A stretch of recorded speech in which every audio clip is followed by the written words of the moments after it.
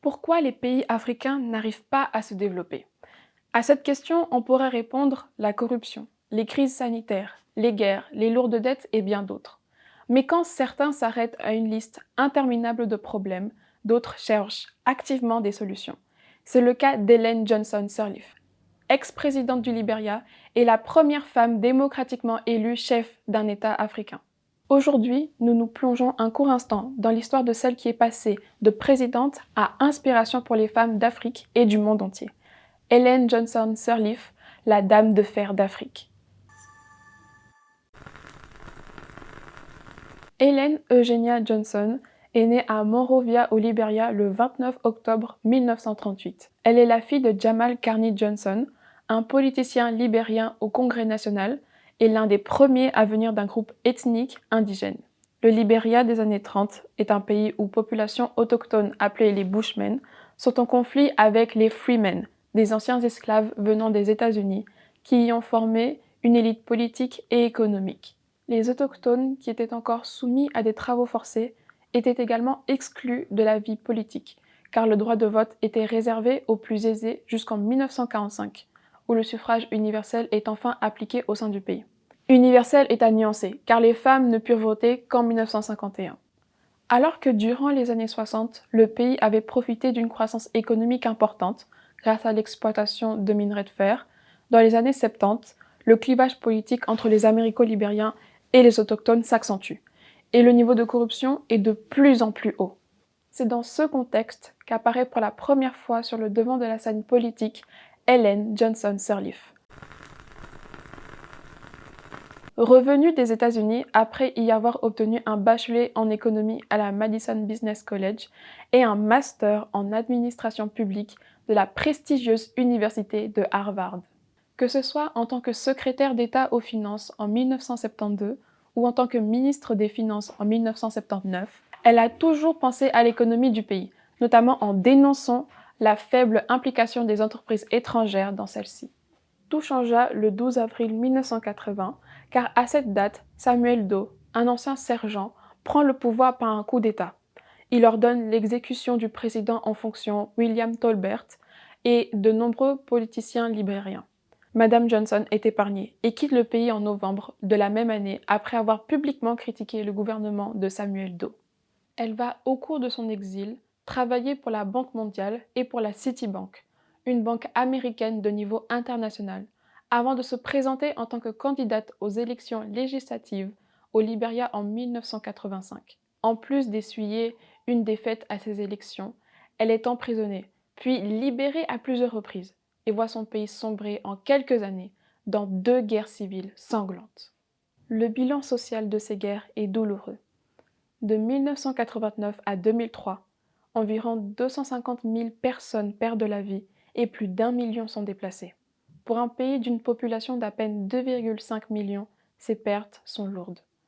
Elles ne touchent d'ailleurs pas que le Libéria, elles impliquent aussi ses États voisins, la Côte d'Ivoire, la Sierra Leone et la Guinée. Cette guerre se termine grâce à l'accord de paix d'Accra, le 18 août 2003, et la formation d'un gouvernement de transition. Madame Johnson, qui avait pu quitter le pays, a continué sa carrière dans des institutions financières internationales et pendant 5 ans, elle dirigea le Bureau régional pour l'Afrique du Programme des Nations Unies pour le développement, le PNUD. En 2005, des élections présidentielles sont réalisées.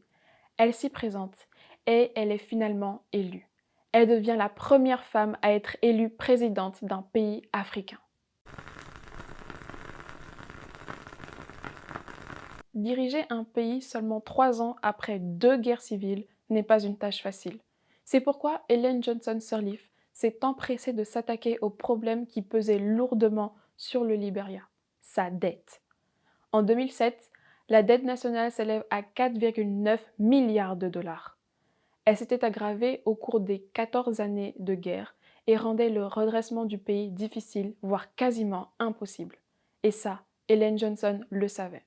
À peine quelques mois après son investiture, elle met en place des équipes d'experts dont le but était d'établir des stratégies pour régler le problème de l'endettement. Elle a fait en sorte que le Libéria remplisse les critères d'éligibilité à l'initiative PPTE, Pays pauvres très endettés, un programme du FMI et de la Banque mondiale qui vise à aider les pays à supporter des dettes internationales freinant leur développement.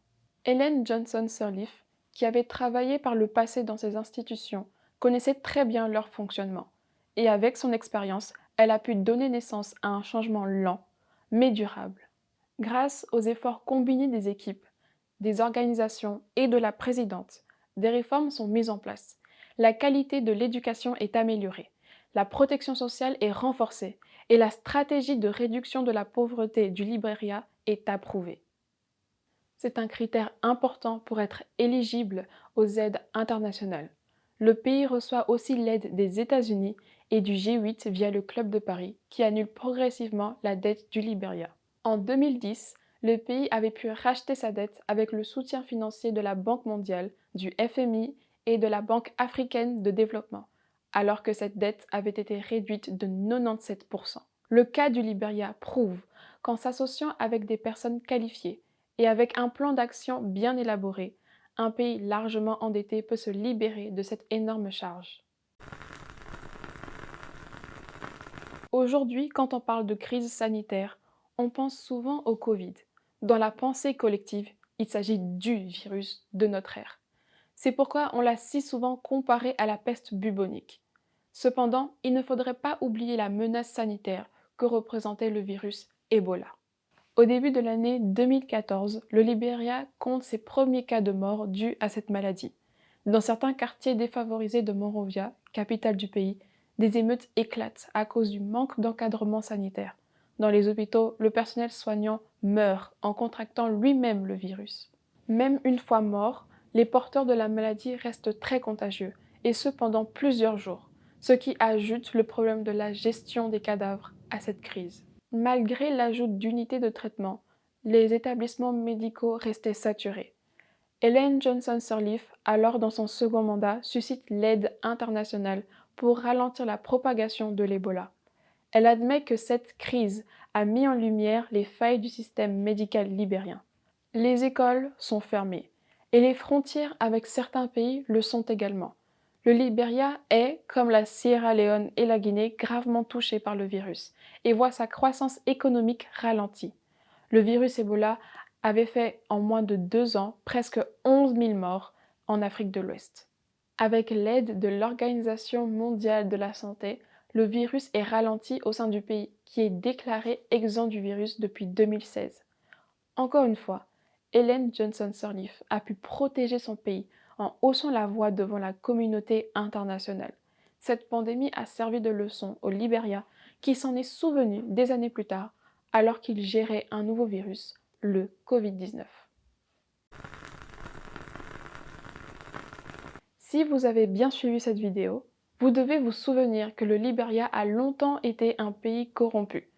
Quand le pays avait encore un gouvernement de transition, la commission Vérité et Réconciliation a été créée par une loi en 2005, donc avant le mandat de Madame Johnson. Son objectif, enquêter sur les crimes contre l'humanité, les violences sexuelles et la corruption.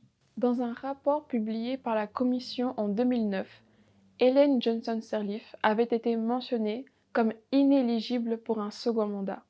Elle avait reconnu avoir soutenu Charles Taylor, un des acteurs principaux de la première guerre civile libérienne. Dans un message d'excuse, la présidente disait qu'après s'être rendue compte des véritables intentions de Charles Taylor, personne ne l'a critiqué avec plus de passion, ni ne s'est opposé à lui avec plus de vigueur dans un processus démocratique qu'elle. Elle avait créé la Commission libérienne anticorruption en 2008 et tenta de mener une politique de zéro tolérance face à la corruption, en destituant plusieurs figures politiques liées à des détournements de fonds. Son attitude inflexible est sûrement ce qui lui a valu le titre de Dame de fer de l'Afrique. Seulement voilà, à la fin de son mandat, le niveau de corruption du pays est toujours très élevé. En 2016, elle avait admis que son gouvernement n'avait pas pleinement respecté l'engagement de lutte contre la corruption, en raison de la dépendance et de la malhonnêteté engendrées par des années de privation et de mauvaise gouvernance. Les critiques sur sa présidence pleuvent de partout et l'accusent de ne pas en avoir fait assez pour combattre la corruption. Encore aujourd'hui, elle est très présente au Libéria qui avait obtenu un score à l'indice de perception de la corruption de 25 sur 100 en 2024. Pendant des années, le pays s'est empêtré dans la corruption et la mauvaise gouvernance, et ce, malgré la bonne volonté et les efforts d'Ellen Johnson Sirleaf. Elle n'a pas su mettre un terme à ce qu'elle avait décrit comme étant un cancer toujours profondément ancré en nous. C'est en 2018 que termina Madame Johnson son mandat. Même après 12 ans au service du Libéria, elle ne s'arrête pas d'œuvrer pour la cause des femmes. Elle crée le Centre présidentiel Ellen Johnson Sirleaf pour les femmes et le développement, qui forme des femmes à devenir des leaders en les connectant avec des personnalités influentes et qui ont réussi. Parler d'Ellen Johnson Sirleaf sans évoquer ses nombreux prix ne serait pas juste. Elle a quand même remporté le prix Nobel de la paix en 2011 avec Lema Gbowee et Tawakkol Karman pour leur lutte pour la sécurité des femmes et le droit des femmes. Si c'est son prix le plus connu, il faudrait aussi mentionner qu'elle a remporté le prix Ibrahim pour l'excellence du leadership africain, qui, à l'inverse du prix Nobel, est bien plus rare. Il n'a été décerné que 7 fois, prouvant encore à quel point cette femme a marqué les esprits par un leadership exceptionnel. Mais finalement, qu'est-ce qui fait qu'un pays n'arrive pas à se développer?